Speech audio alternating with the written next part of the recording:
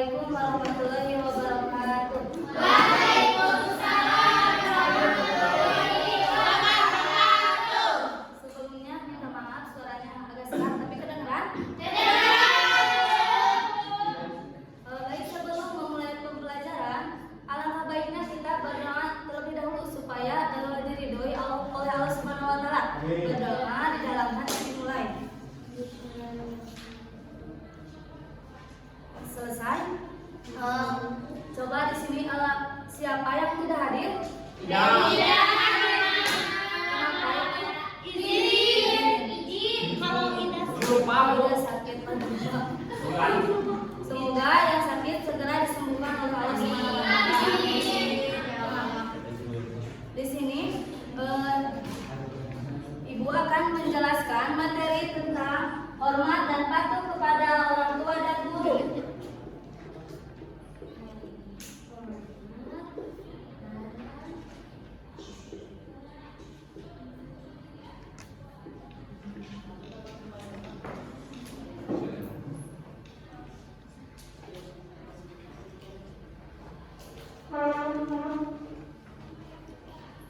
Nah, kita sebagai seorang muslim harus menghormati kepada kedua orang tua kita. Yang pertama, lupa menjelaskan dulu hormat kepada orang tua. Nah, hormat kepada orang tua merupakan perilaku yang sangat dicintai oleh Allah Subhanahu wa taala dan Rasul pun mencintai umatnya yang senantiasa merawat dan menghormati kedua orang tuanya. Nah, kita sebagai seorang anak pentingnya meminta restu kepada orang tua pada saat melakukan kegiatan maupun keinginannya, misalnya seperti mencari ilmu dan memulai pekerjaan, karena restu Allah merupakan suatu sebab dari restu orang tua. Nah, lalu apalagi doa seorang anak yang selalu berbakti kepada orang tua, doanya pasti dikabulkan oleh Allah Subhanahu wa taala. Amin. Dan ada yang tahu dalam bahasa Arabnya hormat dan patuh kepada orang tua itu disebut birrul walidain. Iya, betul. Ada yang tahu artinya birrul walidain itu apa? berbakti kepada orang tua. Iya, atau dengan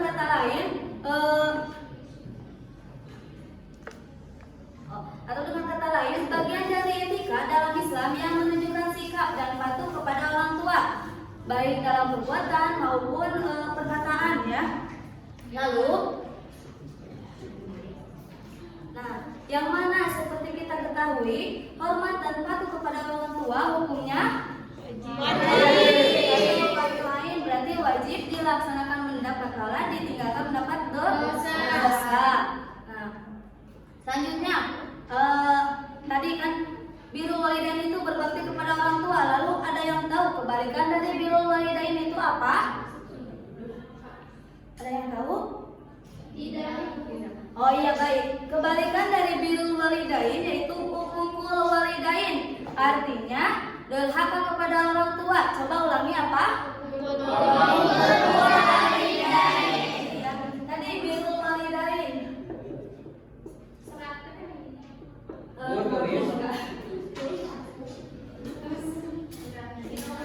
Nah, kebalikan dari birrul walidain ini uququl walidain.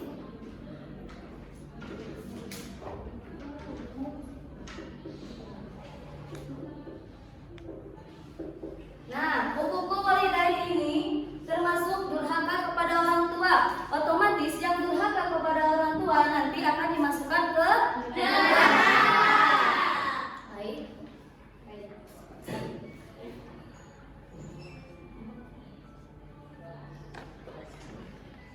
Lalu ada yang tahu contoh dari uququl walidain itu dalam perbuatan, misalnya kita misalnya seorang anak memukul orang tuanya dengan menggunakan tangan ataupun kaki ketika bila orang tua menyuruh ataupun tidak mengikuti keinginan kita.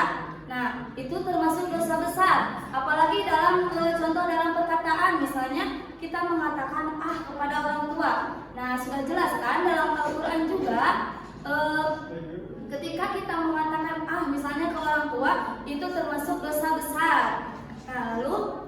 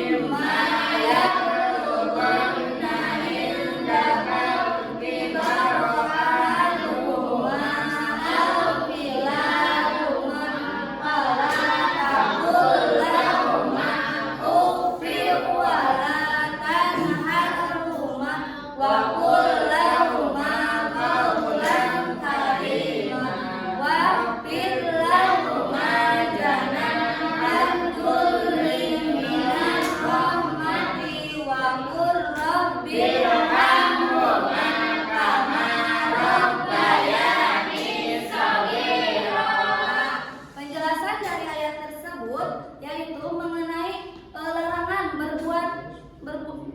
berkata kasar. Nah, larangan berkata kasar ini termasuk ke dalam birrul walidain atau hukukul walidain? Iya, betul. Dan ayat tersebut juga menjelaskan bahwa seorang anak harus selalu berkata sopan kepada orang tuanya, termasuk mana? Birrul walidain. Maka kita sebagai seorang anak harus selalu berbakti kepada orang tua. Nah, baik sebelum dilanjut ada yang ingin ditanyakan? Iya. Sekarang kita ke hormat dan patuh kepada guru. Menurut kalian guru itu apa? Manusia. Iya, apa lagi? Ya, seorang pendidik. Iya. Nah, guru itu merupakan orang yang memberikan pengetahuan sekaligus pendidikan akhlak kepada murid-muridnya. Ia mengajari cara bagaimana kita menulis, membaca, dan berhitung. Nah, karena guru merupakan orang tua kita di sekolah, setelah orang tua kita di rumah. Lalu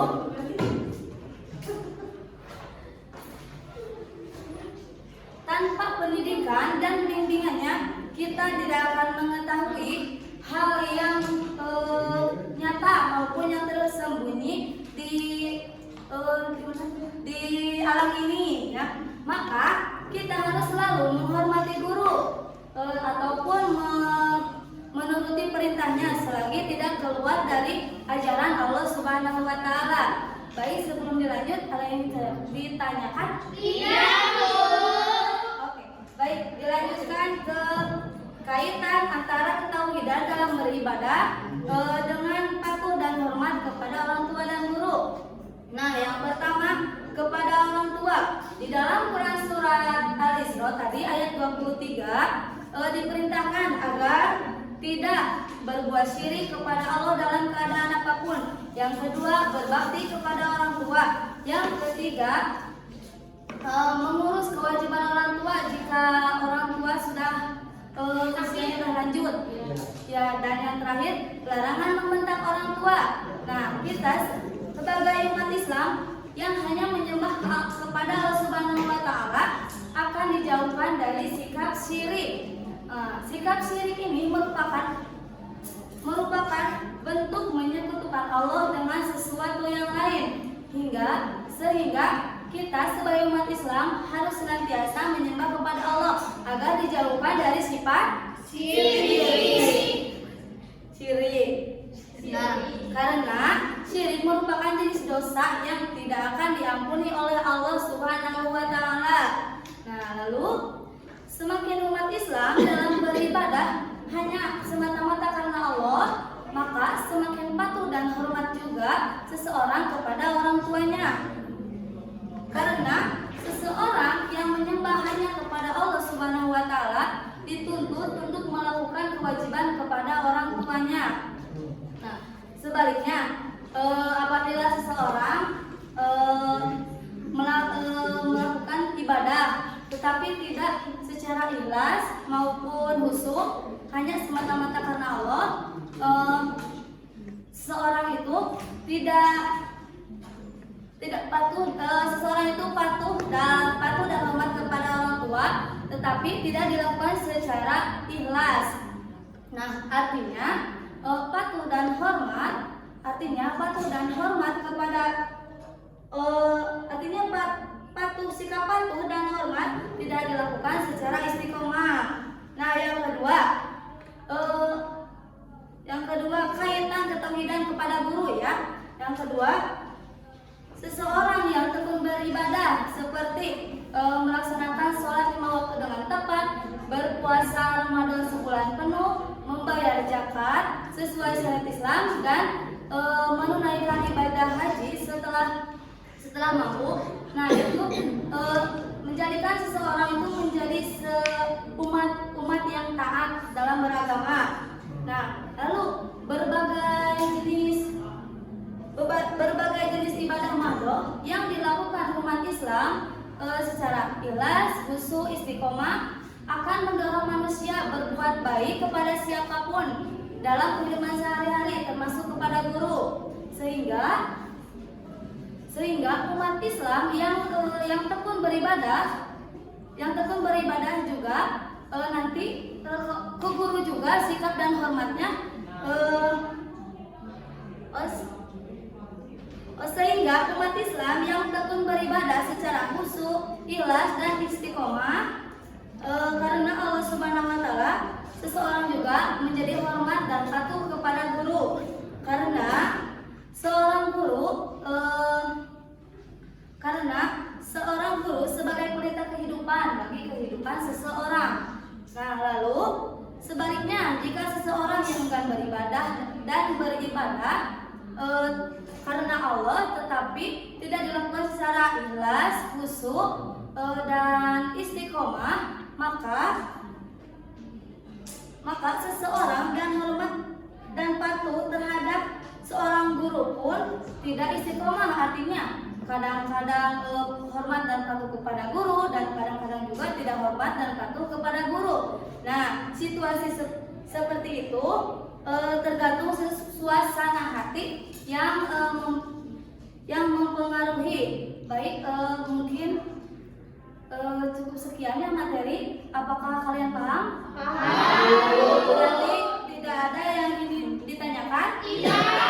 Baik, untuk minggu depan tugasnya PR ya di rumah, kerjakan halaman 147 sampai 150. Ditulis sama jawabannya ya. Ya, dicukupkan sekian. Mohon maaf bila ada kesalahan. Mari kita tutup akhir majelis bersama-sama.